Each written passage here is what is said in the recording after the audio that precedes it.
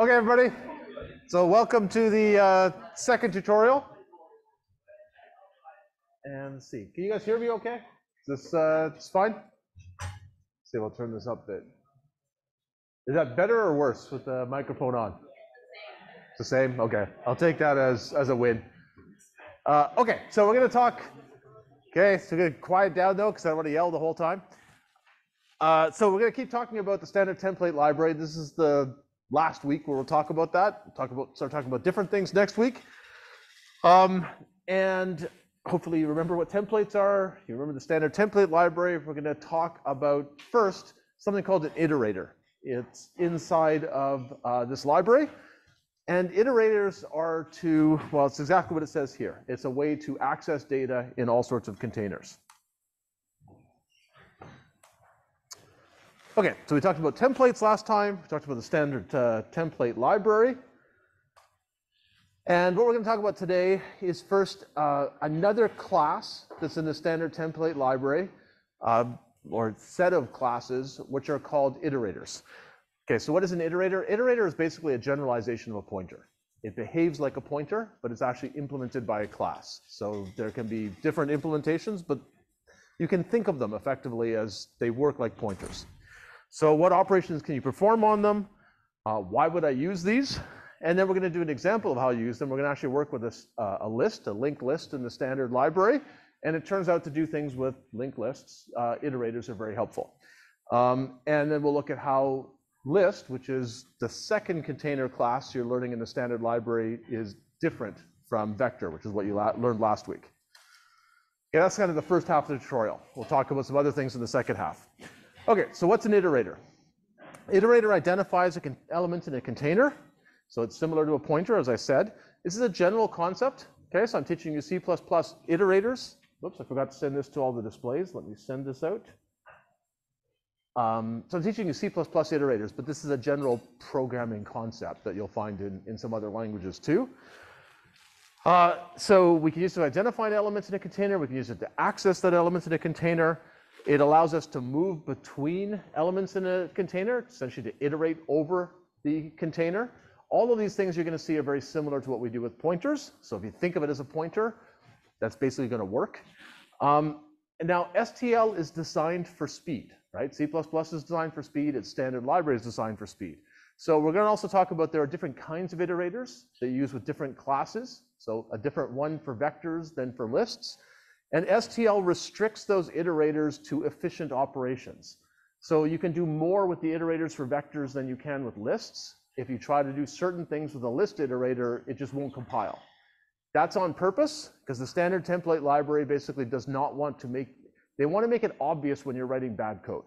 So there are certain operations you're going to see that some iterators could do, but they'd be inefficient. The standard template library says, nope, we just won't let that compile, because that's a bad idea. You'd probably rather we just don't compile your code than we make it super slow. That's their philosophy. And if you want to know more about iterators, you can click on this link. So I told you the standard template library is big. Nobody memorizes it. So this is one of the two references this is a good reference. It's called cplusreference.com. This is basically showing you a bunch of details about iterators. I'm not going to go through those now because that's what we're talking about in this tutorial. But throughout these slides, you'll see some links to cplusreference.com. And it's going to be one of your friends. You're going to go to this website a bunch because you're not trying to memorize all this stuff. Okay, so why do we need iterators?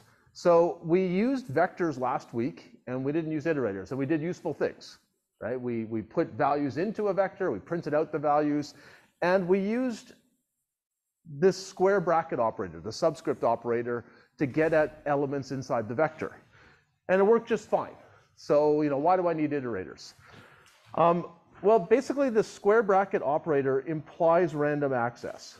It implies we can just go to the 20th entry, and we can go to the 20th entry fast. It's fine with with vectors. Vectors work just like arrays. You can do that. But there are other data structures like linked lists where basically this operator doesn't exist because we don't have random access to a list. We don't even have an index that identifies each element of the list. So this operator doesn't exist. We can't use it with them. but we can use iterators. So in the standard template library, every container has an iterator defined for it.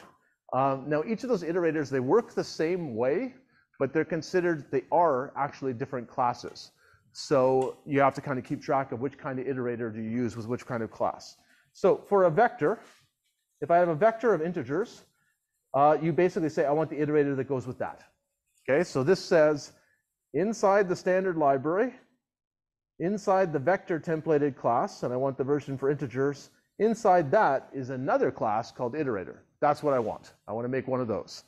I could also make an iterator for a vector of floats, and I'd ask for that this way, or more interesting, I could make an iterator for a linked list of integers. All of these things basically work the same way, but the types are different. So you have to ask for the right kind of iterator.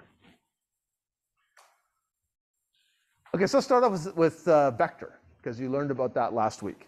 So we know vector has this subscript operator to access things and to modify things, and it has the pushback operator to add new elements, and it has the size operator to ask how big are you, how many things do you have. All of these are fast, order 1. We're going to learn how we can, a couple new member functions for first vector today.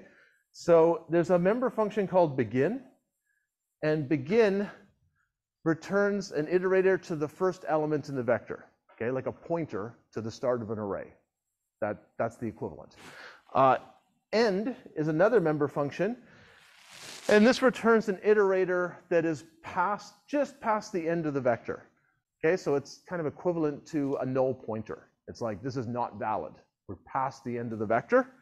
And we use that when we're writing for loops so that we can tell when are we done going through the vector.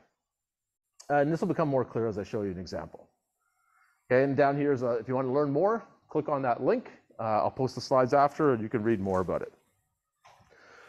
Okay, so with iterators, this begin and end is pretty important. We use iterators with these container classes like vector. We need a way to make the iterators point to something useful. So let's say I have a vector, and it happens to have, probably should make clear this is actually a quality check, not assigning to it. Let's say I have a vector called myVector, and its size is n elements. Okay, so they're going to be indexed from 0 to n minus 1. If I call, okay, so here's a quick test. If I call myVector dot begin, because that's how I call a member function, so object name dot function name, where is that iterator going to point? Given what I just told you, or just looking at this and going, where would it make sense? Where would dot begin point?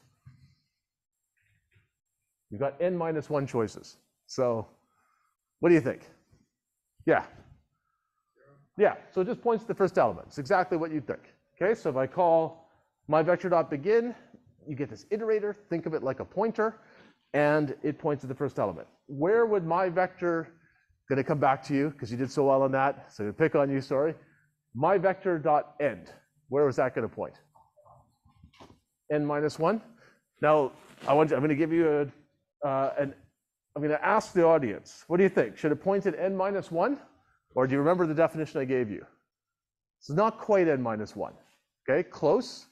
But I'm going to go back one slide. So by definition of end, now do you want to change it? Yeah, it points basically just past the end. It's like invalid. So you could think of it as pointing at entry n, or you can just think of it as like invalid. It's like a null pointer, doesn't exist. And I can use that to check. So yeah, so it's not the last thing. You should not actually try to process this element. This is how you tell I'm done, okay, once I've reached it. So well done. When you get a chance, you can come up and grab a chocolate bar. So, or actually to encourage others to answer questions, I've come with a brand new set of 18. Any preference? No preference whatsoever? Really? Okay, in that case, I would choose Kit Kat arbitrarily. So there you go, thank you.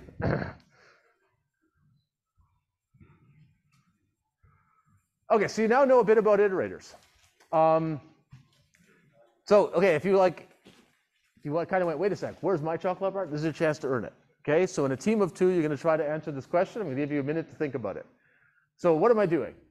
I've got a vector of integers. I'm calling it numbers, right? So it's just a variable I've created. Type is vector of integers. And I'm initializing it. So this syntax in C++ means initialize. So I'm initializing my vector to have 4 elements.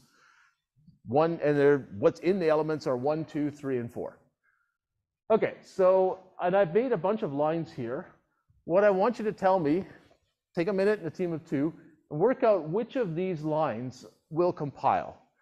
Okay, so compile means like it makes sense. If it doesn't make sense, given what I've told you and also just sort of logic, you say, well, I don't think that's going to compile. What the standard library does is things that just don't make any sense, they have no real purpose, it will just not allow to compile. So if you can't think, why would that ever work, then it probably doesn't work. I haven't talked that much about iterators, so this involves a bit of thinking. Again, an iterator, you can think of it as a generalization of a pointer, although there is one difference. Pointers in C++ can point at anything. You can make them point if you cast them, or you can make them point at arbitrary memory addresses. Iterators point at things within some sequence container, or some STL container, like a list or a vector. Okay, so that is one difference. Iterators go within a container class, whereas C++ pointers kind of can go over all memory.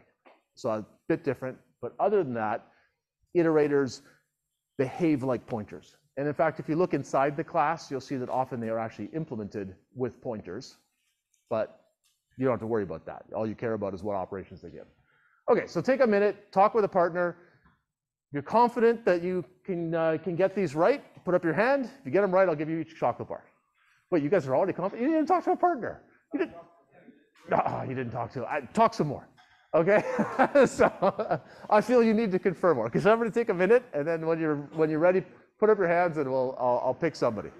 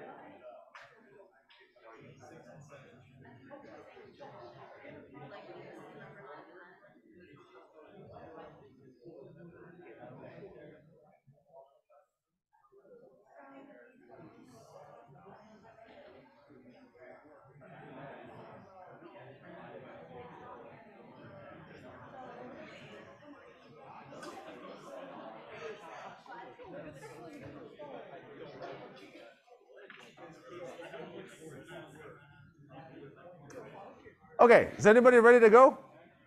Anybody? So you guys are ready. Did you guys get a chocolate bar last time or not? You did not? For real? All right, fine. I'm going to go to you first because you guys did have your hands up very, very early. So, okay, so first line, and then I'm going to ask you whether it compiles and then also what it does. So what do you think? Going to work? So first line works, and what is this doing? So basically, we are just initializing an iterator with the address of the first thing here. Yeah.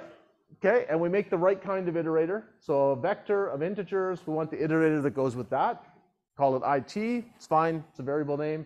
And we're going to immediately set it equal to basically point at the start of the container. I agree, should compile, looks good. What about this one? IT equals 5. Okay, so it won't work. Good answer. Okay, what's your thinking? Because as you said, iterator is pretty similar to pointers. Most of the cases are for compute. Yeah. So you know how in terms of pointer, we don't get to like initialize the pointer exactly with the number itself because it's an address. So we have to dereference it in order to set up values. Yeah.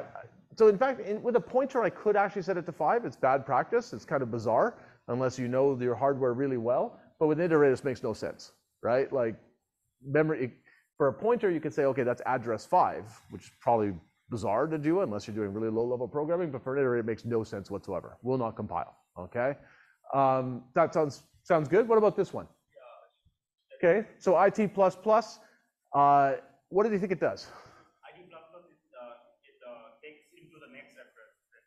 Yeah, so it's just like pointer arithmetic. If you've used, do you guys use pointer arithmetic at all? Do you use it in 244? Yeah, so this is going to increment to point to the next element. So it won't add 1, it adds 1 element. Point me at the next one.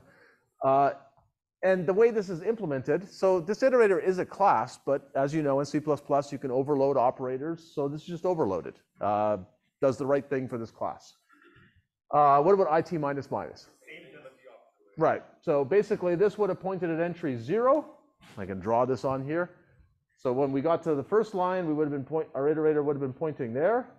After we did the increment, we'd be pointing at the 2. After we did our decrement, we'd be pointing at the 1 again. So it all sounds good. What about this? Int x equals star IT. It will compile because we are basically dereferencing the iterator and putting whatever the information, since we are calling a vector in. Yep. It has an int information inside it. Yeah, it all makes sense. What will x be equal to? X will be equal to whatever value is 1. Here we want. So it'll be 1. That's exactly right. Because we basically pointed here, then we pointed here, then we pointed here. Now we dereference, we get 1. And yeah, the standard library overloads the dereference operator as well, so it just does what you would expect. What about this? IT not equal to numbers dot end. It will compile. Yeah. Because it's a way of checking if it's like address after the end of the array. Yeah. The vector. It makes sense. So given that I'm pointing at this entry, like entry 0, which has value 1, will this be true or false? Like, will I be at numbers end or not? Yeah, you're not at numbers end, so yeah. What about this? IT less than numbers dot end. Yes, this will also work, okay? It means I'm not at the end. It's another way of checking I'm not at the end. Am I before the end? In this case, I am. Star IT equals 27. It's gonna work. It's gonna change this entry. Right now I'm pointing at this entry, so I'm gonna change it from 1 to 27. Whoops, see if I can write more neatly.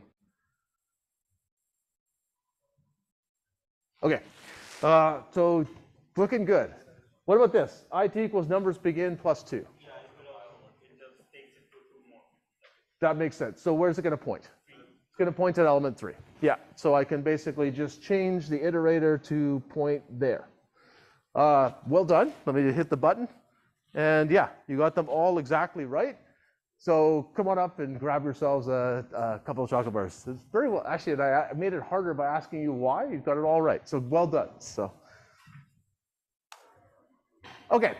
So we can use iterators. That was basically like so you get an idea of what things you can do, but now let's actually use them.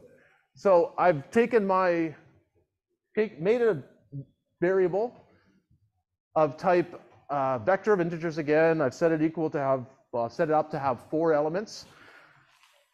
And I can just loop through this. And last week, you looped through this using indices. Okay, so you wrote a routine to print out a vector that looked like this, right? You went from index 0, index is less than size, so I'm using I as my index, and you just print out every element, and you use this square bracket or subscript operator to do it. Works fine. Now that you know iterators, you can write it this way. Okay, so you declare an iterator. It has to be an iterator of the right type, so an iterator for a vector of integers. Okay, so I made that variable, I called it IT. I make it point to the start of the vector. As long as I'm not at the end of the vector, I keep incrementing it. And at each point, instead of using the subscript or square bracket operator, I dereference the iterator. That gives me the element I'm pointing at. So basically, I would have started off pointing at this one, then pointing at this one, then pointing at this one, then pointing at this one. Finally, I'd be pointing at the end, and I'd break out.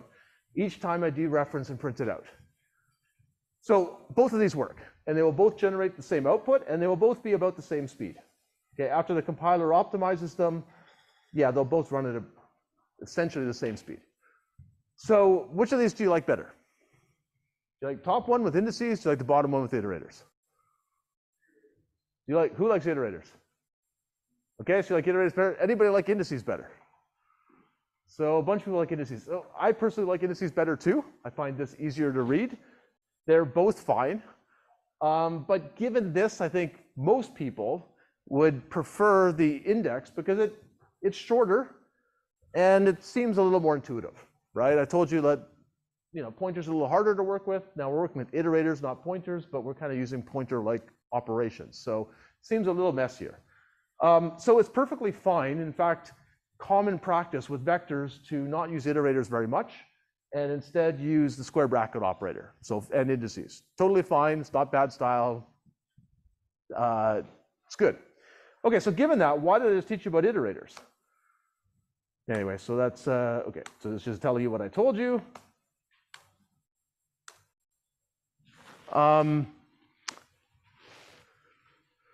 Okay, so for what I just showed you, there is no real reason to use the iterator. It's not wrong, but it's not better.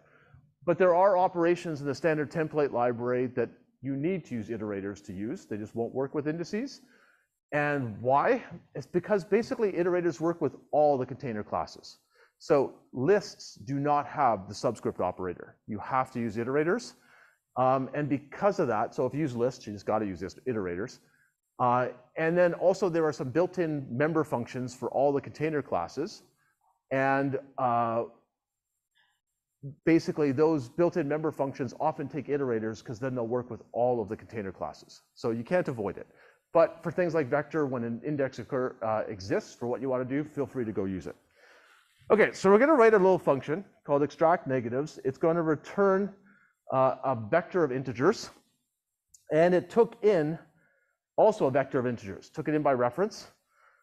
And what I want to do is write code that goes through this input vector, and it takes all of the negative numbers out.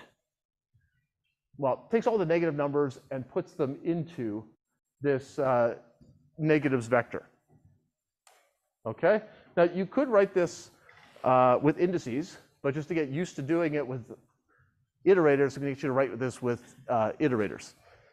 Okay, so bring up this URL. So it's codeboard.io again, projects 208499. I'll give you 4 minutes.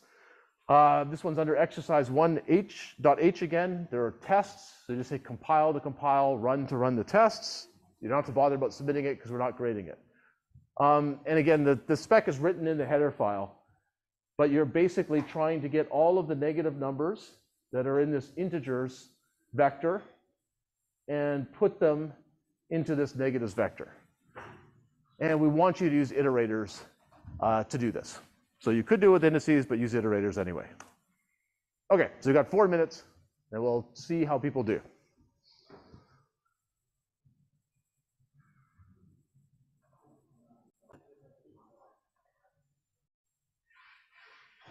Okay, I think that's it. That's more than 4 minutes. So I'm going to go on to what my solution looks like, which hopefully is close to what yours looks like. Okay, so here's the code that I wrote. Okay, so we have this long declaration. So iterators are a little bit of a pain to declare. So I need, in the standard library, I want the iterator that goes with a vector of integers. And that's the syntax to do that. I like to call my iterators not I. I mean, you could call it I, obviously, but I just call it IT to show it's not an index. I set it equal to the beginning of my integers container. That's my vector of integers. I want to keep iterating until I reach the end, but I don't want to process the end. That's one past the vector, so not equal to end. And each time through the for loop, I'm going to increment the iterator. So this is just like for I equals 0, I less than integers dot size, I plus plus. This is the iterator equivalent. I need to check is that element negative or not. So I basically can dereference my iterator to see, well, what's it pointing at? So I go, okay, if what the iterator points at, dereference the iterator. If that's less than 0, I want to put it in this temporary variable, negatives. So I say negatives dot push back. What do I push back? I don't want to push back the iterator, right? The iterator is like a pointer. I want to push back the number it's pointing to, the integer that is negative. So I do push back on star IT. Does that make sense to everybody? Looks good? Yeah. Is there any specific reason why you use there's no particular reason. So if I basically got rid of that and I wrote IT++, it'll work exactly the same way. It's going to be fine. I actually usually use, typically when I'm writing code, I use IT++ just because of what I first learned. Some people, it turns out that the compiler has a slightly easier job of optimizing if you write it that way. Okay, the reason is that it can increment before it uses it. Turns out that occasionally helps the compiler, but usually it makes no difference. So it becomes kind of just a personal preference. In this case, you could do it either way. Does that make sense? Okay, so now so what I just did is I grabbed all the negative values, put them in another vector using iterators. Could have done this with indices. I'm going to, now I want to take the negative values out. Okay, so I want to get them out of my original integers vector. And to do that, I'm going to use iterators again. So I say, and this one I actually have, if I want to do it in nice, succinct code, using all the functionality of the standard library, I actually have to use indices, or have to use iterators. Okay, if I used indices, the code would not look so short. So here's a case where indices are nice. Okay, so what do? Declare the right kind of iterator again, call it IT. I start at the beginning of the vector, that's normal. I keep going as long as I haven't hit the end. Notice there's no increment. I didn't actually increment the iterator, which looks a little weird. I check if the iterator is, well, if the number I'm pointing to is negative, then I want to remove it. And the standard library has a nice function to do that. Okay, so I can call the erase function. So it's a member function of every container class. So I take my container integers and I say call the erase function. And the erase function takes an iterator. Okay, it won't take an index. It has to be an iterator. And basically I'm saying I want this gone. Not set it to 0. It's like I want it gone. I want this element taken out of the vector. I want the vector to be 1 unit smaller. So that's what erase does. And because the iterator, it was pointing at a certain element in the vector, and I just got rid of that element, okay? So that is like an invalid pointer now. It's pointing at something that I just got rid of. An integer that's now gone, or if this was an object, more complicated object inside of the vector, it would have been deleted. So I don't want to point at it. So what the standard library does is when you call the erase function, which says get rid of this entry in this container, it returns a new iterator, okay? And the iterator it returns basically the next element right after the one you just got rid of. And it does that because otherwise the iterator is pointing at something that doesn't exist anymore, which you wouldn't want. Okay, if I have a negative number, this basically says get rid of it and give me the new iterator that points right after it. Otherwise, it was a positive number, in which case I just increment the iterator because I want to just skip over it.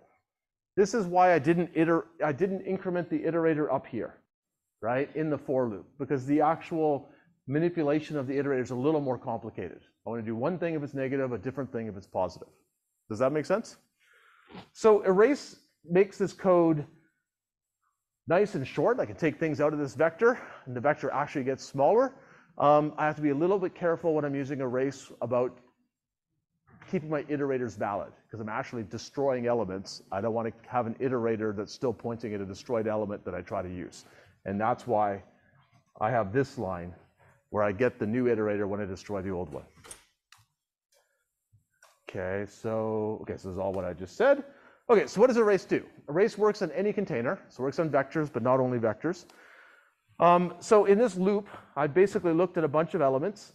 My iterator is pointing at a certain number in my vector. If I dereference it, I can see what that number is. If it was negative, I call the erase function, so I get rid of it. And basically the vector gets shorter, okay? That element's gone, okay? If there were 100 elements in the vector, now there are 99. And one of them has just ceased to exist.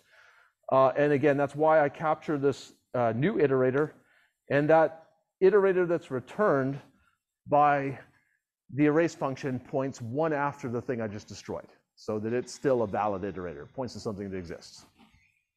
Does this make sense, everybody? Okay. Okay, how fast is erase? So erase, it takes an iterator to the element you want to get rid of, and it returns the next iterator in the vector, or in the container. Now, for a vector, the complexity is order n. Why do you think the complexity is order n? Sounds kind of high. What makes it order n for a vector? What do you think? Can I have holes in the middle of a vector? No, it's just like an array. You can't have holes in it. So the erase basically has to shift over all the elements. Okay, if this was some complex object, it'll delete it. If it's an integer, you don't have to worry about that. But it does have to copy over, on average, n over 2 things to get rid of the hole, and then it can decrement size. That copy over, on average, n over 2 things is an order n operation. So erase on a vector is slow. Does that make sense? Okay, so this remove negatives function, let's go back and look at it. Let's see. Okay, what's the complexity of this remove negative function then? Okay, and to keep the energy level up, if you get this right, I will give you a chocolate bar. Okay, it's actually interesting. It got like more feedback. Okay, way at the back. What?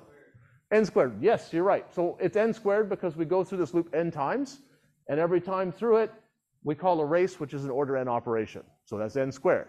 That sounds kind of bad. So in a break, come up, help yourself to a chocolate bar. Okay, so it works, but it's slow. Okay, so this is a case where vector is not the best choice. If I actually need to erase a lot of negatives and I do it this way, it's going to be slow, order n squared. But I don't have to use vector. I can use the other container classes, and it doesn't cost me any code. So here's your second container class. Standard list is a doubly linked list. So you studied this in 244. It means you got a head pointer, you got a tail pointer, and each data you got a data element, and every data element has both a next pointer that lets you go forward to the next element, and it has a previous pointer that lets you go backwards to the previous element. So you coded this in 244, is that right, in the lab? It was doubly linked, is that right? You remember next and previous? Who remembers this from 244? I'll tell Professor Amara, and she'll be very sad if only like 10% of the class remembers it. So I believe the rest of you actually remember, you're just shy. Okay, so it's a doubly linked list. What is this good for? Well, it's very good for inserting things in the middle of the list, and it's very good for erasing things in the middle of the list. And the reason is we only need to update the neighbors. Let me see if okay, so if I wanted to erase something, I need an iterator pointing at it. I call erase. If this is a complex object, it'll be deleted. If it's a simple thing like an integer, we don't need to do that. And then the next pointer gets updated to just point over to the next thing, and the previous pointer of this guy gets updated. All of those things were order 1 operations. I didn't do very much, right? I updated a single next pointer, I updated a single previous pointer. Doesn't matter how big the list is, it was order 1. So erase is fast. There's also an insert function that works a lot like erase. It's also fast for a list, and it's also slow for a vector for the same reason. The vector has to shift everything, the list doesn't. You don't have to worry about, I'm showing you next and previous pointers and so on. You don't have to worry about any of that. Okay, you just ask for something to be erased. All of the manipulation of this next and previous is all done inside the list class. You never actually see it. So I'm showing you how it works, but you don't actually need to know that. Does that make sense? Okay, so this is like our menu of what is list good at, what is vector good at. So to get an iterator to the start or end of either vector or list is fast, order 1, so they're good at that. Both of them have a pushback. Both are fast, they're order 1. Size is also fast, okay, order 1. The reason size is fast for a list is the standard library actually just stores the size. If you had to go through the whole list, it would be slow. People do this often enough that they just decided, fine, we'll store the size. So it's order 1. A vector internally has an array, so it has random access. We can call this square bracket operator. A list just does not have it. Okay, so in theory, I could make a square bracket operator. I could say, give me the 500th element of the list, but it would be really slow. It would be order n, because it has to actually walk through the whole list counting. Again, the creators of STL don't want you to write slow code, so rather than giving you an operator that it would be a really bad idea to use, they just don't give it to you. It won't compile. And therefore, if you try to write this, it'll say, don't do that. Erase. So you also notice the standard template library, to make it easier to use, they use the same names for the member functions over and over again. So both list and vector support erase and insert. But the list ones are really fast. Order 1, because we're just kind of updating a couple pointers. The erase and insert for a vector are slow, order n, because we have to do all the shifting, right? Vectors, to grow a vector in the middle, you have to shift everybody after that element over by 1. That's an order n operation. To delete something in the middle or erase something in the middle, got to shift everybody after it over to the left by 1, also slow. So yeah, when you would use a list is when you need these things to be fast. When you need a vector is when you want that to be fast. Okay, so I told you that iterators, you have to ask for the right kind of iterator. So when you want an iterator for a list, you actually have to say std : list, say of ints : iterator. So you have to actually ask for a list iterator. The iterator type for a vector is called random access, which means it can do all of these things. You can increment the iterator, you can decrement it, but you can also just skip forward 5 elements, okay? Because a vector can do all of that efficiently. To skip forward 5 elements, it just adds a certain number of bytes to, well, I probably shouldn't tell you how it's implemented, but it's implemented basically the same way you would with a pointer, right? You just add this number of bytes and go get that data. A list can't do that. Its iterator is called bidirectional. It can efficiently go to the next element because it just follows the next pointer. It can efficiently go to the previous element because it follows the previous pointer. So plus plus and minus minus are allowed. It cannot efficiently just skip over 5 or 500 elements. That's like random access. It would be theoretically possible to build, but it would be slow. It would be an order n operation, so they just don't allow it. That will not compile, okay? So a list iterator is called a bidirectional iterator. It's a bit less powerful than a vector iterator because it can't do random access. Does that make sense? Now, the nice thing is if you get this wrong, it just won't compile, which is way better than a runtime error. It'll just say it doesn't exist. Don't do that. Okay, so there are these categories of iterators. So the most powerful iterator is a random access iterator, which vectors have. A bit weaker one is a bidirectional one, which a list has. And there's an even weaker one called a forward iterator where you can increment, but you can't decrement. There's another kind of linked list in the standard template library called a forward list. It basically, did you guys learn about doubly linked lists and singly linked lists in 244? Does this ring a bell? Okay, so singly linked list just has no previous pointers. It only has next. It has no tail pointer, it only has head. It saves a little bit of overhead because you get rid of those previous pointers, but you can't go backwards. Okay, so you can use this if you know I'm only ever going forward. It's a bad choice if you ever have to go backwards. STL gives you this option too. So, and basically it's even weaker. Okay, so a forward iterator, you can only increment the iterator, but you can never go back. And you can access that element, right? You can dereference it to read it or write it. So this just kind of shows what you can do, right? The weakest iterator here can only access the element or increment the iterator. The strongest iterator, the vector, has more operations available. Okay, so I told you that our function remove negatives was order n squared when we wrote it with a vector, which is pretty slow. Order n squared can get bad if these get big.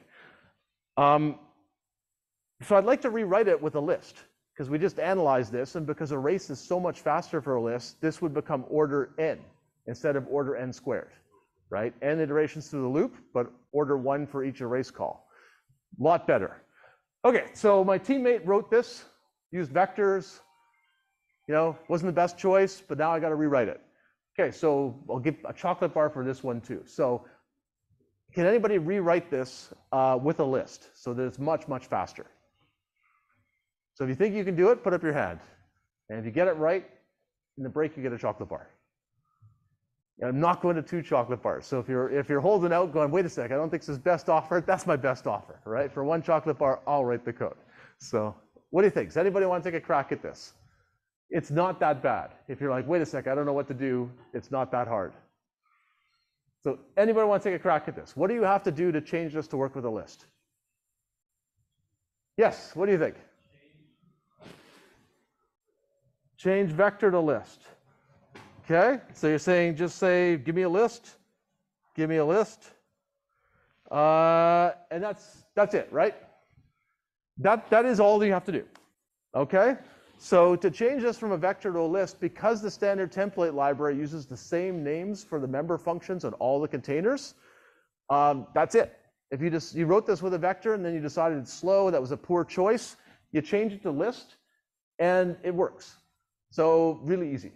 So now I know you're all kicking yourselves going, what, was that easy? You get a chocolate bar? But he had the boldness to call it out, so he gets the chocolate bar. Okay, yeah, so because of the fact that iterators work the same way, the various member functions are named the same way, it was really easy to change. Now sometimes, some containers have more member functions than others. So the basic member functions exist for everything, but a list, for example, doesn't have the square bracket operator. So if you had used the square bracket operator, okay, you can't just change from vector to list then. But if you're using the basic operations, this is one of the really nice things. You can change the container and it just works. Okay, quick, it gets to be a bit of a pain writing these long types for iterators, and you aren't adding much value. Okay, if you're using a vector of integers, the only iterator you can use is an iterator for a vector of integers. If you're using a list of doubles, the only iterator you can use is a list of doubles iterator. So to make this easier, C++ recent versions of it include the auto keyword. Okay, so it's a special word in the language. And basically it says, I want the compiler to figure out the type of this. Okay, so it can help you just type less. The compiler's not magic. It has to be able to figure out the type. This is not Python. Okay, so in Python, you never tell the compiler the type because it can actually change while the program's running. But that's part of why Python is, we saw last week, 55 times slower than C++. C++, that doesn't happen. Okay, this still has a fixed type. It's just, given the code, the compiler can figure the type out itself. You don't have to tell it. It's obvious what the type is, so you can use auto. But it still has a type. Does that make sense? And you should always kind of go, I know what the type is. I'm not using this all over my code because I have no idea what's going on. This is like, I'm saving typing. Okay, so here is our code that went through a vector and basically printed out all the elements. And it used iterators. And this declaration was kind of long, right? Vector of integers, I want the iterator to go with it. I can just change that to say auto. Okay, so what I did is I took that line, I took that declaration, changed it to auto. The rest of the code is exactly the same. Code runs exactly the same speed. In fact, the code that is generated by the compiler is identical, like the actual machine instructions. You just told the compiler, I don't feel like telling you the type of this iterator, you figure it out. Okay, does that make sense? Now, how can it figure it out? It can figure it out because we're immediately assigning something to it. So we're saying, I want a variable, and I want it to immediately be assigned the result of this call, which is the begin iterator. That function is returning the begin iterator of a vector of integers. Okay, so the compiler can look at that and say, well, I know what the type of this thing is. It's got to be the same type as what you just returned. So if you didn't have this equals, you couldn't use auto because the it'll give you a compiler error. The compiler will go, you said auto some variable, but I don't know what it is. But because you immediately assigned it a value, it can say, okay, I know what it is, right? I know what kind of iterator this is, I'll set it up for you. Okay, and if you want to, there's an even simpler syntax or shorter syntax for all of these containers. So here I've made a vector of integers called numbers. C++ allows you to write code like this. It's called a range-based for, and you can basically just say this means for every item in this container, numbers, I want you to go through and I want you to print it out. The syntax looks a bit funky, but I'm basically saying I want to get a reference to every single element in this container.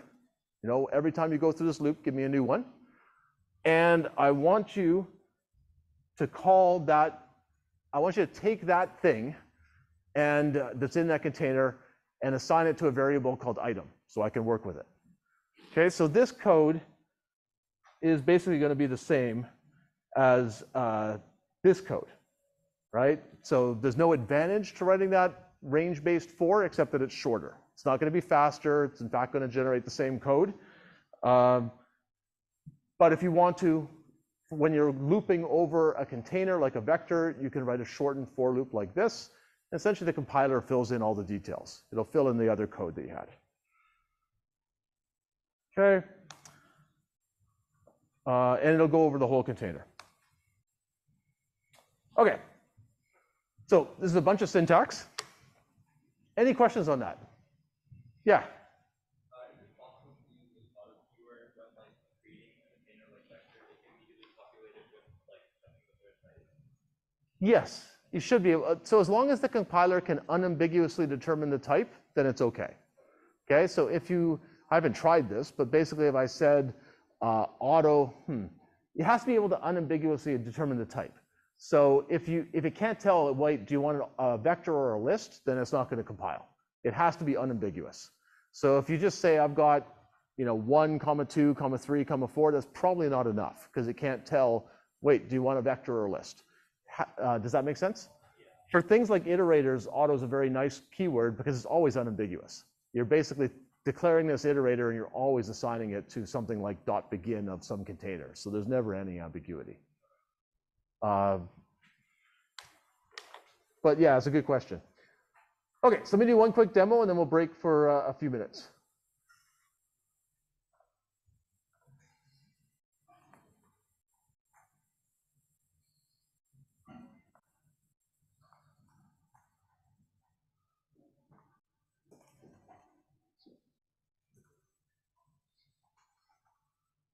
Okay, so hopefully you can read this. This is like a sample program that's doing that erase negatives. Okay, so what am I doing? I'm making a vector with 1,000,000 elements in it. So that's what I've got here. Okay, vector of integers. I say, give me n of them, and I declared defined n to be 1,000,000. I go through and I load some random numbers in it. That's what this is doing.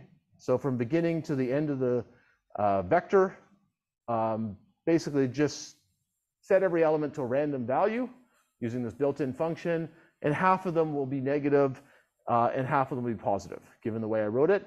And then I basically have my remove negatives code. So I basically go through the whole array from start to end, and if the element is negative, I erase it. And remember the way I manage the iterators here is just kind of, if it's negative, I get the new iterator after I erase it. If it's positive, I skip over. So this is the code we saw before, running on a vector of 1,000,000 elements with half of them negative. Okay, so I'm going to build this. Which configuration should I build? I'm going to time this. I care about speed. Release. Okay, if I care about speed, I'm doing timing, I should always use release. So I'm going to do make config with release. And now I'm going to run that. And I can use the time command. So I'm going to run time on vec erase.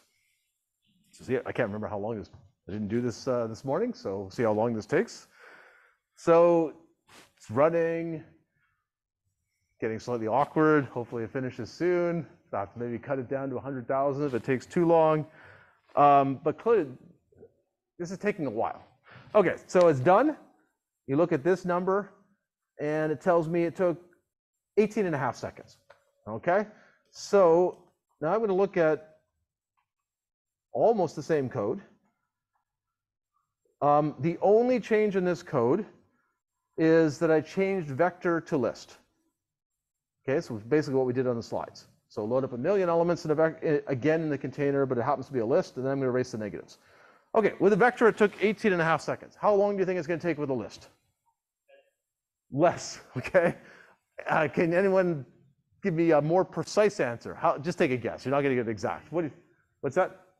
3 seconds. What do you think? Over, under? Let's ask the audience. 3 seconds high, 3 seconds too low. Over? So you think, what do you think it should be?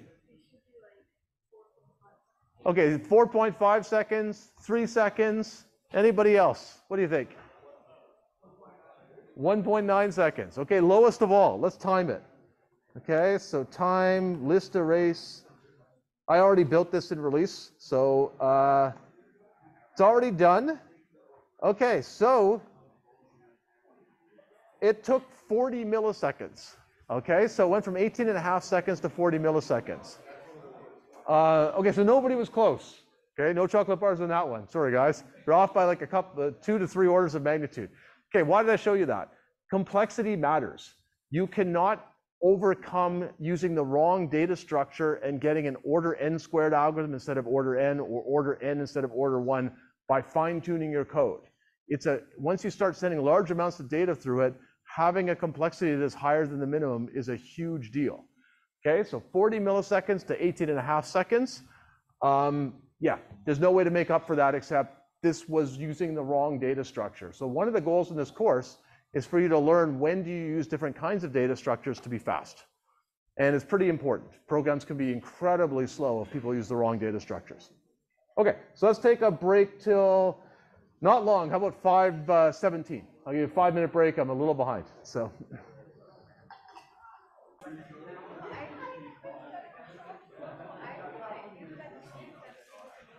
Okay, so we're gonna get going again. Okay, so now you know how to work with vectors.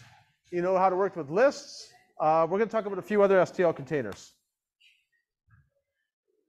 Let's see. Okay, so sometimes vectors and lists are called sequential containers. The reason they're called sequential containers is they basically maintain the order of what you put in them, right? You ask for a vector by saying, give me what's at index 3. And you walk through a list searching from sort of beginning to end, okay? And they maintain whatever order you put things in. There's another kind of container, which is called an associative container, where you look things up by key. So not by index, but by a key. So we're gonna talk about what are those. You've already studied them in 244. When would you use them? And basically, how do you use these using STL? Okay, so let's just figure out why we want associative containers at all. So how do you find a value in a standard vector? So how would let's say I've got a vector, and I want to see if there's my name in it. So if the vector has strings in it, I want to see if Von Betz is in there. How would I do this? And it's not hard. It's not a trick question. Like, what code would you write to do this? Yeah.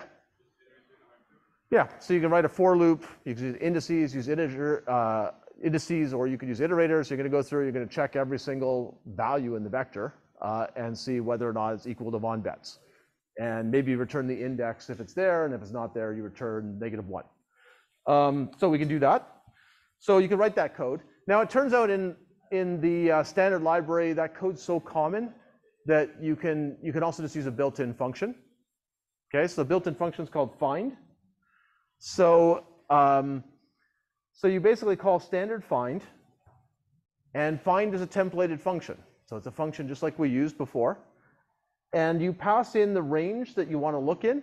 So I want to look in this whole vector. So I'm going to pass in, let's say I've got a vector called myvec. I say from the beginning to the end. So I'm passing in 2 iterators. I want to look for, let's say I wanted to look for the string la. I call standard find. It's going to go through the whole vector, and it will return an iterator that points at the element that has la in it. And if there's, what do you think it'll return if it doesn't find la? Maybe it's not in there. Given what you know about iterators, what value would you return? What do you think? So what values do you know about iterators? You don't know many values. What value do you think should be returned if I don't find it? So if I found it, it returns an iterator that points to it. What do you think it should return if it didn't find it? If it was a pointer, you'd probably return the null pointer, right? Iterators are kind of like pointers. What's kind of like the null pointer? What means this is not really there? Any ideas? Yeah. Yeah, end is like the null pointer. Okay, it's kind of one is past the end of the sequence. It also means it's just not there. It's not valid. Okay, so if I passed in, if this was my vector, and begin pointed here, end is always after the container. It's outside the container. So this iterator found it would point at la. That's the one I asked for. And if I got rid of la, let's say it didn't exist, then I would return basically the end iterator. And I could check, is it equal to end? And that would mean it wasn't found. So that's what the standard library does to indicate, you know, I didn't find this or this didn't work. It will return an iterator that is equal to the end iterator, meaning it's not valid. Okay? So you could do this, not much code, but it's order n. And the reason it's order n is it's doing exactly what was proposed by the class. It's a for loop that's just going through the whole thing. Now in 244 or 105, you probably learned you can make things a bit faster with arrays, and vectors work just like arrays, if you keep the array sorted. Did you guys learn this at any point? Sound familiar? So you could say, okay, well, if I know I'm going to do these find operations a lot, I could basically sort all the strings in the vector. I could keep them sorted, and now I could do a binary search algorithm. Okay, it's going to be faster. It's going to be logarithmic. However, you're going to have to code that yourself. And whenever you insert something, whenever you erase something, whenever you do pushback, you're going to have to make sure you keep it sorted. So it's going to be a pain. There's a higher likelihood of bugs. So could do, but you don't want to do that. Instead, what we're going to do is we're just going to say, if this was fast enough, I did this call once in my program, it's fine. You know, then you just use it. But let's say I'm going to do this call a lot. I need to do a lot of these find operations of strings in some fairly big vector or container. Vector is just not a good choice for this. Okay, vector find is not fast. What data structure is inherently ordered, and therefore I could do much faster find operations. And you studied it in 244. So all you have to do is think of the data structures you studied in 244 and go, okay, which one seems to match this template? Yeah. Hash table is a good answer. Now we're going to get to hash tables later on. So hash tables are not inherently ordered, although they also have a fast way to look things up. So keep that in mind. What other data structure did you study that's good for quick lookups and actually orders its elements, which is sometimes useful? Yeah. Yeah, a binary search tree naturally keeps its elements ordered. So we're going to look at a binary search tree. But what did you call it? A hash table? Yeah. So there's two names for it. Hash table would also work for lots of things. So we're going to get to that towards the end of the class. Okay. So a binary search tree, and the standard template library calls that a map, as do quite a few programming languages. Okay. So map is a binary search tree. Okay, so in 244, I don't think you did a lab on binary search trees, but you were taught them in lectures, right? So you know how they work. So you insert things in the right spot in the binary search tree, you remove things, you fix up the tree. Probably what you were shown in lecture was not self-balancing. Do you know what I mean by that? Does anybody know what a self-balancing binary search tree is? Yeah. Yeah, so a balanced means it's got the minimum number of levels. So if I was really unlucky when I did a lot of insert operations in a binary search tree, let's say every element here is bigger than the previous one, you can get a binary search tree like this. It's called a vine. It basically, I just got unlucky, right? The order in which I inserted things, maybe this had a key of 1, this had a key of 3, this had a key of 7, this had a key of 9, this had a key of 15. If I inserted them one after another in like just a simple binary search tree, I'd actually get this structure, which is still not fast to search. It's not fast to search because it actually looks like a linked list. If I want to find an element, I have to look through that whole thing. What I would have liked to have had is what's called a binary search tree or a balanced search tree, which for that many elements would have looked like this. Okay, and that's faster because I don't have to go through so many levels, right? As every level I go through kind of counts my options in half. The binary search tree in the standard template library is a bit more sophisticated than the code you were probably shown in lecture, because as it does the inserts and the removes, or inserts and erases, it basically rebalances the tree. If it turns out the tree is getting many levels, it basically restructures it, okay? So that it looks like this again. And the number of comparisons you need to do a find in a binary search tree is equal to the number of levels, or its worst case, the number of levels. So balanced is better. So it's a good binary search tree, better than probably one that you would write yourself, unless you spend a fair amount of effort on it. Okay, standard map uses standard pair. So remember our example of a templated class? Well, the standard library has that templated class pair inside of it. And it's for exactly the reason we talked about. It's really useful for grouping a key and a value together. So it has a dot first, it has a dot second. Those are used as the key and the value when you talk to a binary search tree. So to give you an example of how this works, let's say, when you type something into your internet browser, okay, so Chrome, you type in a usually pretty easy to remember name, like go to https://www.google.com or .utoronto.ca, because you can remember that. You do not usually type in a long sequence of numbers, which is actually what the internet uses. The internet actually uses IP addresses, which are numbers, okay, either 32-bit or sometimes 64-bit. Hard to remember, right? So there's something called a domain name server that actually does the translation from those strings that you type in to the actual IP addresses that really run the communication. And we want them to be fast because there are actually a lot of domain names, right? Many web pages out there. So we want our domain name servers, which are scattered in various spots in the internet, to be able to actually rapidly answer the question of, for this string, tell me what IP address I should use. And then the rest of your browsing section just uses that address. Okay, so this is a classic example where a map is pretty good. We can use the domain name, right, like google.com, that's a string, that's our key, and the value is the IP address, okay, it's typically just a 32-bit integer. So, for example, if I type in this, one of the machines in the UG lab, I'll actually get this IP address. That's what a domain name server would remember or would give me. And I mean, I much prefer writing this in documentation than writing that. Okay, a lot easier to remember. Usually IP addresses are shown as the kind of 8 bits at a time. Okay, so you probably see IP addresses written out as not 32-bit integers, but 8 bits, dot 8 bits, dot 8 bits. They're really just stored though as 32-bit integers. That's just a nice way to write it out for humans. Everybody with me so far? Okay, so it's a good case for using a binary search tree, but I don't want to write the binary search tree by hand, because you probably remember from the lecture and test in 244, it was a reasonable amount of code. And what you were writing there was a simpler binary search tree that didn't guarantee it was always balanced. So in using STL, the code is not that much, because the library does most of the work for you. So we have to include the right templated class, and the class for a binary search tree is called map. Okay, so when we're working with vector, we put include vector. When list, we said include list. For map, we say include map. And here's my code. The first thing I need to do is actually create the binary search tree. So it's a templated class. I need to say I want the map template, but I have to say what kind. I want a key that is a string, and I want a value, the payload, that's an integer. So that's what I've written here. And then I'm just declaring a variable, so I give it any name I want. I'm going to call it domain name server lookup, or DNS lookup.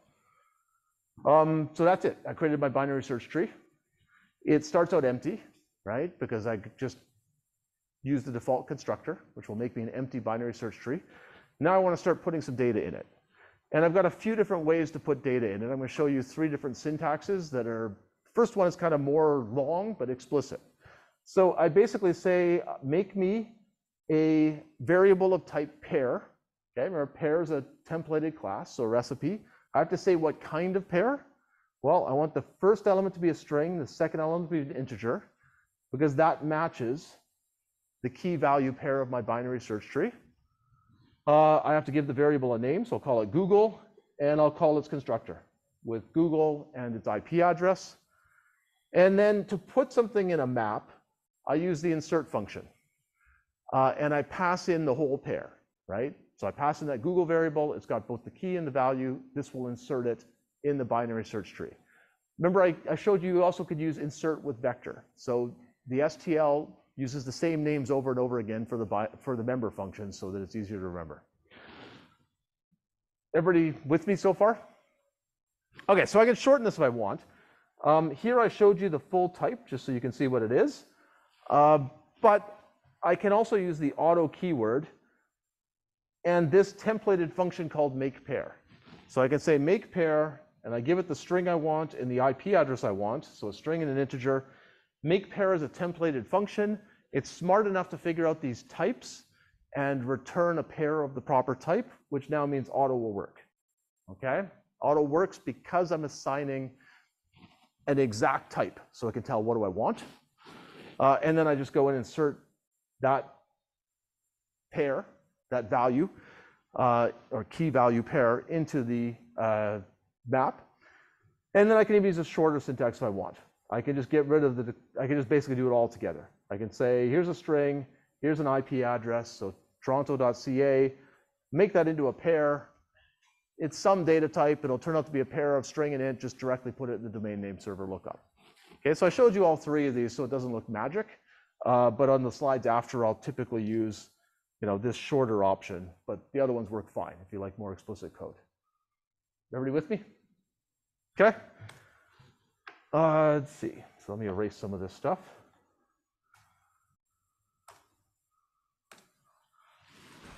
Okay, so what have I got here? I've created my map, I've inserted three things in it. Now I'm using the short syntax. Binary search trees are really good for looking things up. The standard template library for finding something is find.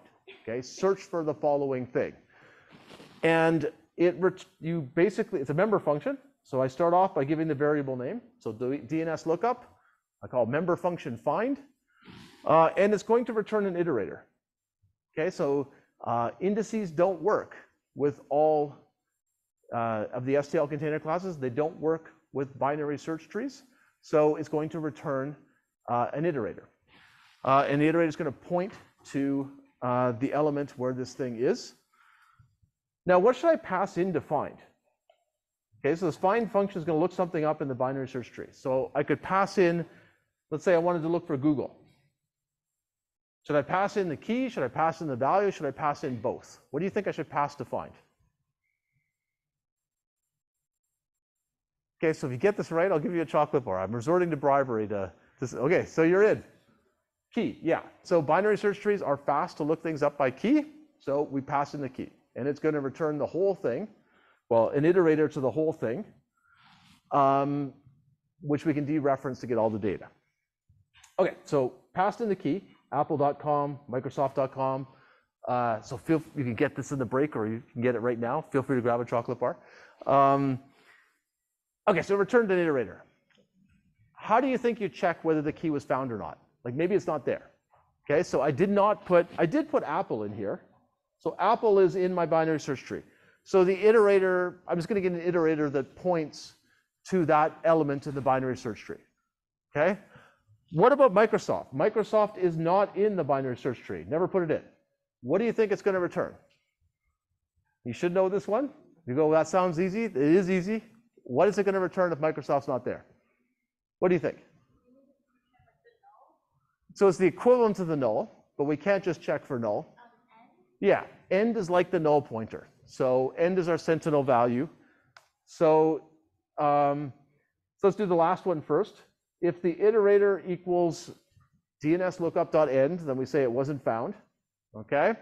And up here, I just did the opposite. I said if it's not equal to end, so it means it was found, then I'm going to print it out.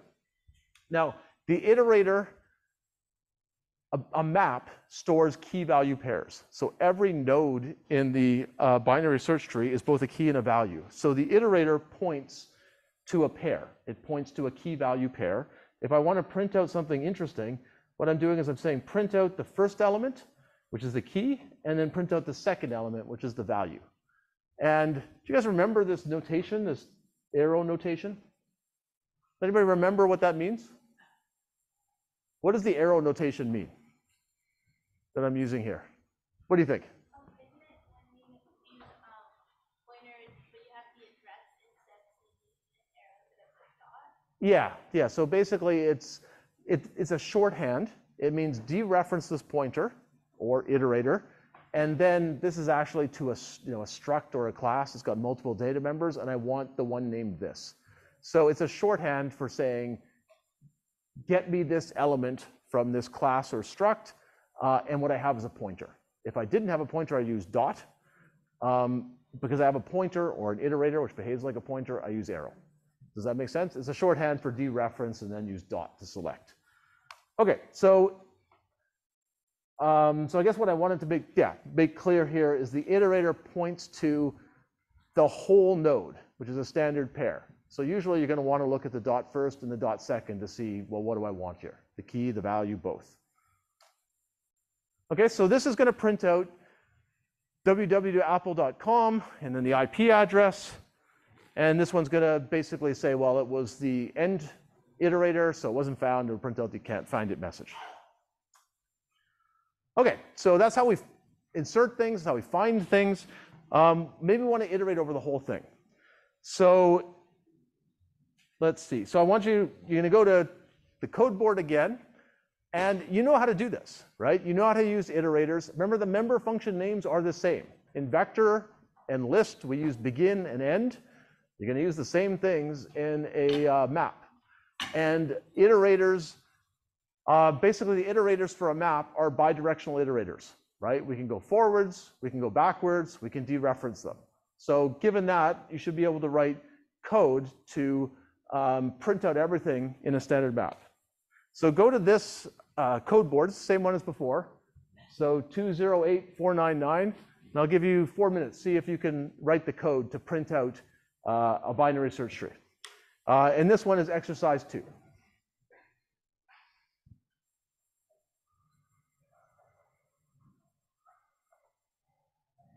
Okay, so I think it was a little bit more than 4 minutes, but I saw lots of people do this.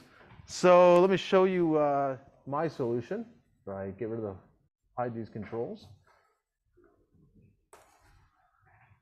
So it's not that much code. And actually, there are a few interesting things people ran into. So these iterators for maps are less powerful than for vector. Vector has a random access iterator, right? You can check, is this iterator less than that? You can skip forward 5 entries. For a map, it's a bidirectional iterator. You can go forwards with ++, you can go backwards with a ---. So you can check if it's at the end. So what did I do? I basically said, I used the auto keyword. I saw lots of people writing the whole iterator declaration, which is fine, but I get tired of writing that. So I just said for auto iterator equals the beginning, right? So start at the beginning, keep going till as long as I'm not at the end. That will work for any kind of container. So I saw one team doing something that seems pretty reasonable. They said, what if it's less than the end? And that won't compile. The reason it won't compile is it assumes operator less than exists, which for this kind of iterator, a bidirectional iterator, it does not exist. It only exists for random access ones like vector. Okay, so the standard thing people do if they're going to go through a whole container is they check this way. Check if I'm not at the end, because it'll work for all the containers. I can increment the iterator, and I'm going to walk through the whole thing. Each time I get the iterator, remember, it's like a pointer to the whole node, which is a pair. So I print it out this way. Okay, and when I run that, okay, so actually, if you've got this working, you know the answer. What comes out? What is this going to print out? If you get this right, I'll give you a chocolate bar. So if you've been going, wait, I want a chance for a chocolate bar, I'll give it to you if you get this right. What does this print out? Okay, so I'm just going through the whole binary search tree. Seems pretty easy. It's that easy. I got 3 things in it. What do you think?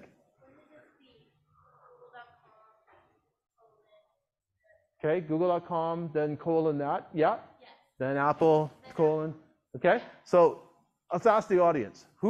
Everybody agree with that? Okay, most people do. Anybody disagree with that? Yeah, what do you think?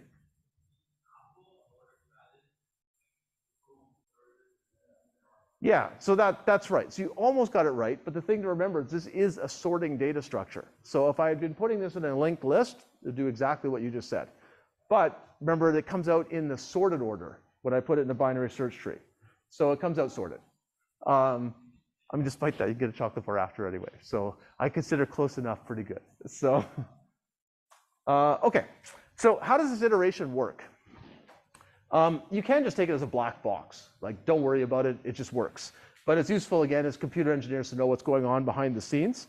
So basically, iterator, again, is a class. It's a class with all these operators overloaded, and it has data. It actually turns out that the data is typically a pointer. So inside, the reason this iterator behaves so much like a pointer is actually there's a pointer inside of it, okay?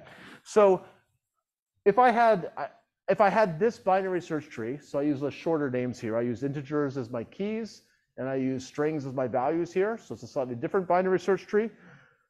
But I'm going to iterate over this. So I say the iterator starts at begin, as long as I'm not at end, keep incrementing, and here I'm just printing out the values.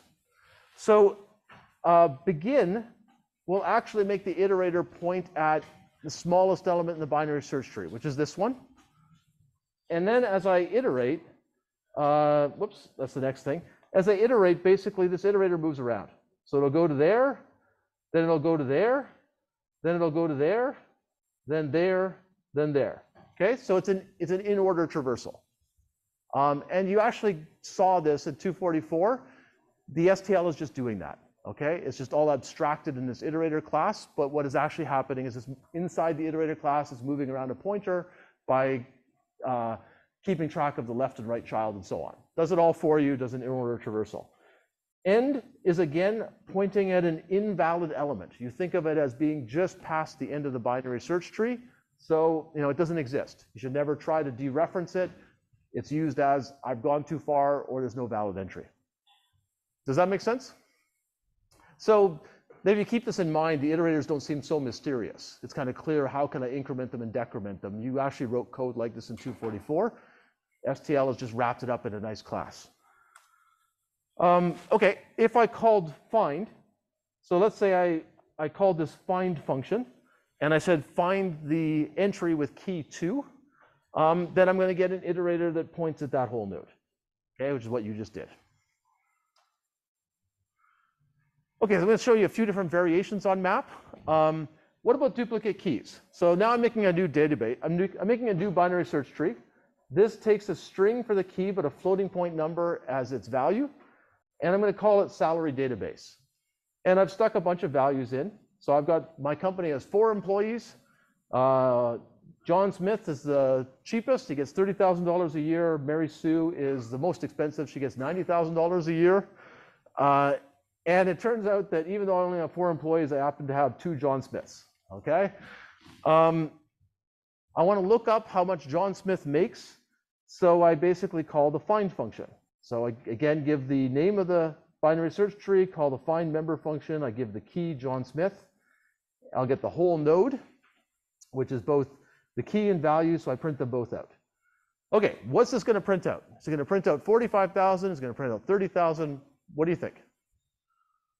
The answer is nobody knows, okay? So for, well, actually for this one, it will, actually we do know, sorry. Basically with a regular map, it won't insert duplicate keys. So the first John Smith goes in, and the second John Smith just won't be inserted, okay? It doesn't have duplicate keys, so now I'm gonna wind up paying both my John Smiths $45,000, which makes me sad, right? It makes John Smith, one of the John Smiths happy, but it makes me sad. So what do?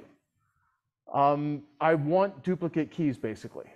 So this is where nobody memorizes the whole STL, but you go, maybe there's some solution for this in the STL. So these are my 2 favorite references for the STL. So I could click on this. And this is kind of the high-level description of C++ standard library in a nutshell. So there's a bunch of stuff here. But if I go down here, you see the containers library. Let me zoom in a little bit so it's easier to read. So what we're using is the containers library, which, as I told you, I think is the most important part of STL. So I'm going to click on that. Okay, and in the containers library, you can see it has a bunch of different containers. We actually already looked at vector. We already looked at list, which is a bidirectional list. I told you a forward list exists. There's a couple other ones here too. But vector and list are going to be the most important of those sequence containers. And then there's some associative containers. And there's map, which we're looking at. And you notice there's multi-map. And it basically said, that sounds kind of promising. So I'm going to click on multi-map. And it says multi-map is an associative container that has a sorted list of key value pairs and permits multiple entries with the same key. Okay, so that's how I went and this is something that you will wind up doing, right? You'll go, I kind of need this, but this isn't exactly what I want. You go look at the documentation. And I found the multi-map. It works exactly like a map, but I can put duplicate keys in. So once I found it, it's actually not very hard to use. Whoops, let's go back to the right one.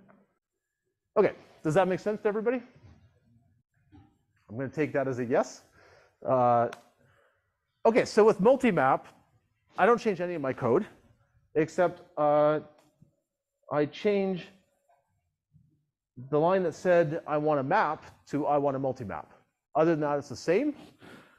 Now, when I do this insertion, it's going to work. Okay, so both John Smiths will go in my database. Okay, however, I still have a problem in this code. I basically am calling the find function. The find function only returns one node. So it turns out I put two John Smiths in. It'll return one of them, but I don't know which one. So if I print this out, I'm just going to get one of these two people at random. Okay, so I'm still not doing exactly what I want. So what do? I go check out the documentation again. Okay, so I go to the documentation. I go back to multi-map. And in here, you'll see a bunch of stuff, but I want to look at the member functions. So you can see there's begin, there's end, size, some things that we've already been using. There's insert, there's find.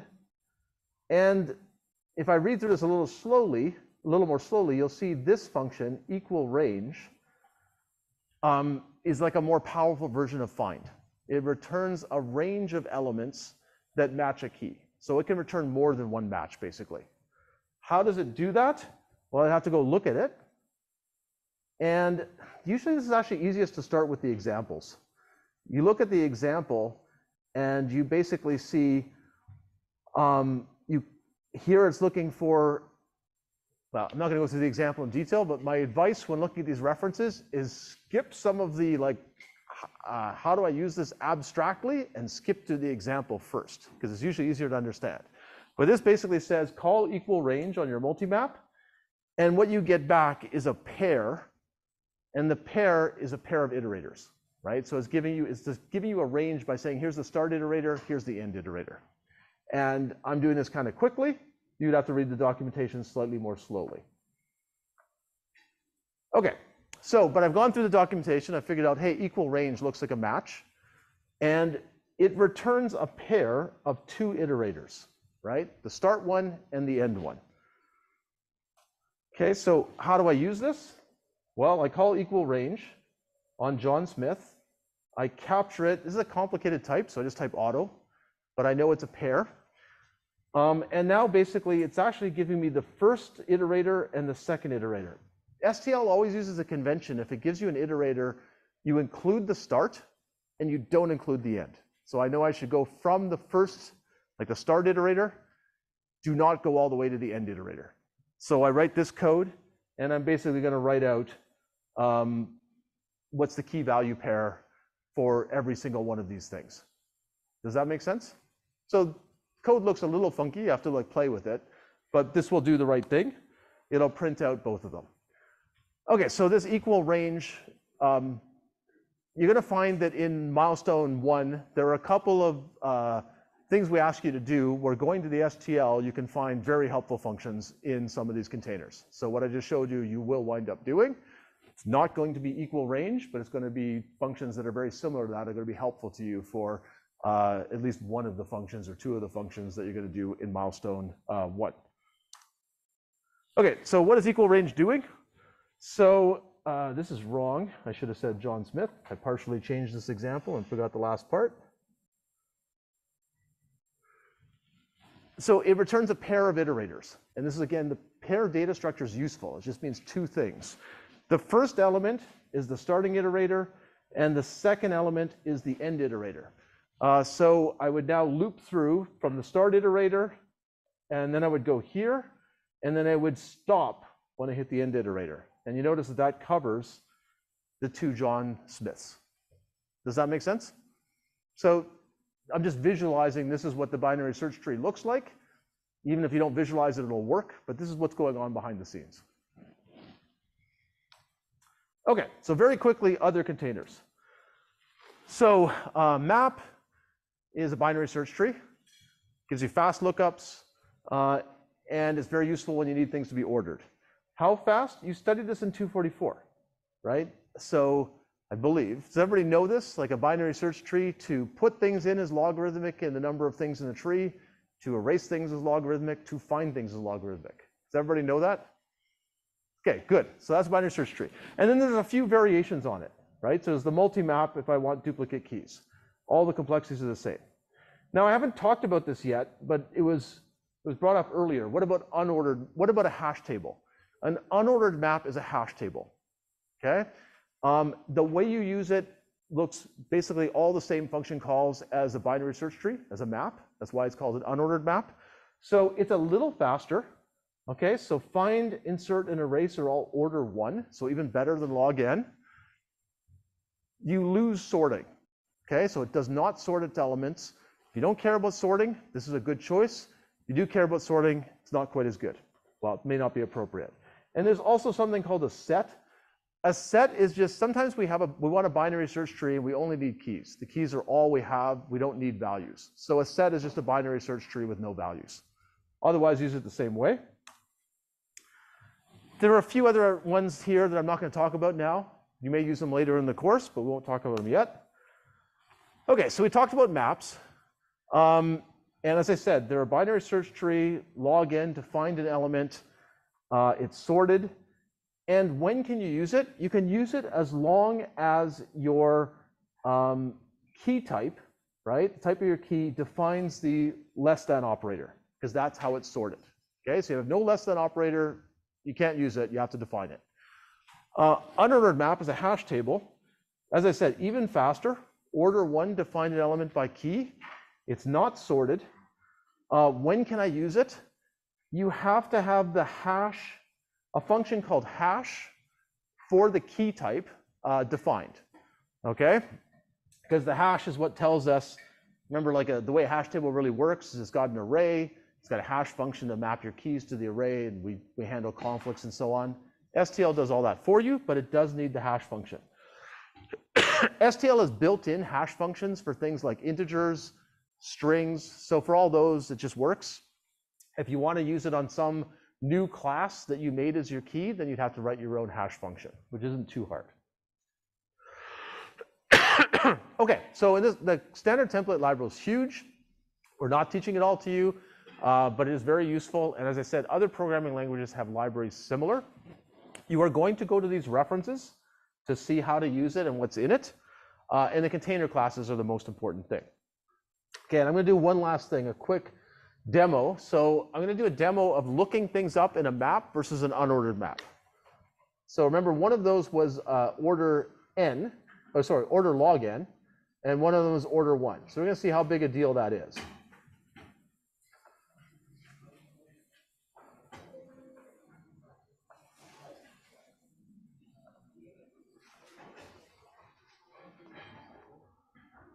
Okay, so I have here, let me show you this really quickly. Okay, so this is basically, I'm making a map. I'm using a key that's an integer, a value that's an integer. I'm sticking in 1 million things in my map, my binary search tree. And then I search randomly for 10 million things. So I'm going to do 10 million lookups or finds in a binary search tree that has 1 million things in it. Okay, so I should always build in release mode. So I'm going to make sure I'm in release mode.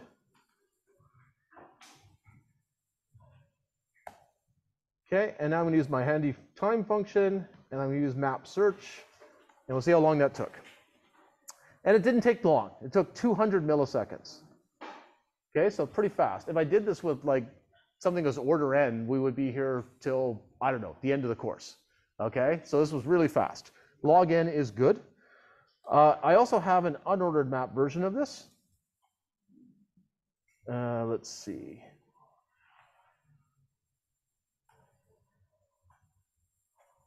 What do I do?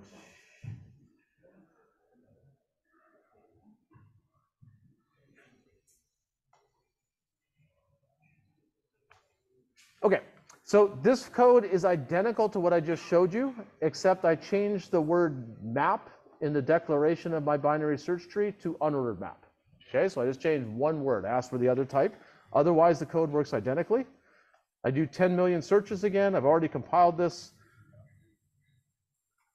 And it is faster, okay? So this one took 10 milliseconds. So it is faster, but in this case, it was only twice as fast. So the difference between log n and order 1 is much smaller than the difference between n and n squared, but it still is twice as fast. So if you had no reason to need an ordered container, why make your code twice as slow? We are going to speed test you in this course. Probably means you would have been okay with a map, but you kind of threw away some of your speed margin right away if you didn't need sorting. In that case, just use an unordered map. Okay, so that's it for today. Thanks, everybody. And I'll see you in lecture.